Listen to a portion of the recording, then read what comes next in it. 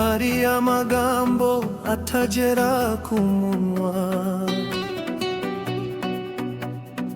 ariko umutima wanje urayavuga.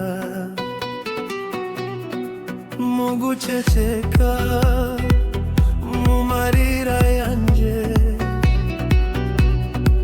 niho ngusengera Mana yanje.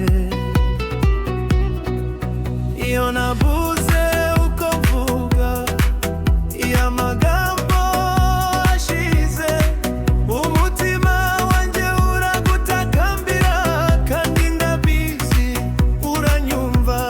Nubwo ndavuga uranyumva, nubwo ndira urambona. Ibyo mutima wibwira byose nibyo ngusengera Mana.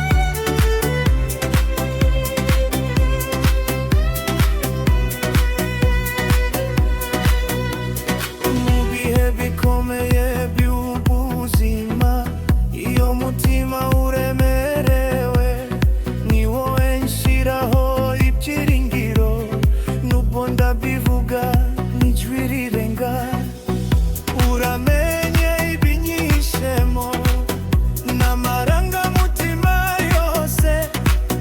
Ndacyo nguhisha Mana yanje, kuko umutima wanje ni wawe. Iyo ndushe urampumuriza, iyo nacitse intege urankomeza. Umutima wanje urakuvuga, nubwo impindwa isheshetse. Ibyo ndavuga ku munwa, ndabikubwira mu mutima, kandi ndishima imbere yawe.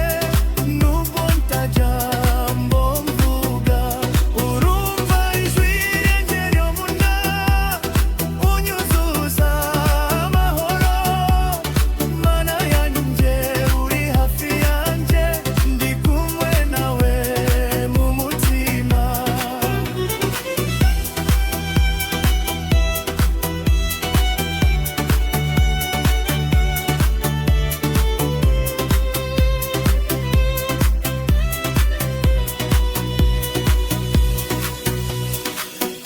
Ukeneye amagambo menshi, uzi ibyo ntekereza.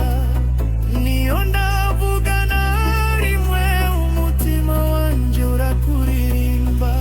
Haleluya. Niyo ncecetse, umutima uragusingiza. Ni wowe ringira Mana. Umutima wanje ni igicaniro cyawe.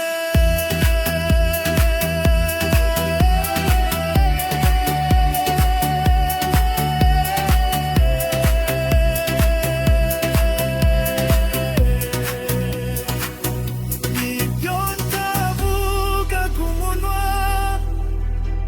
Imana irabyumva. Mu mutima wanje hose, niho ngusengera iteka.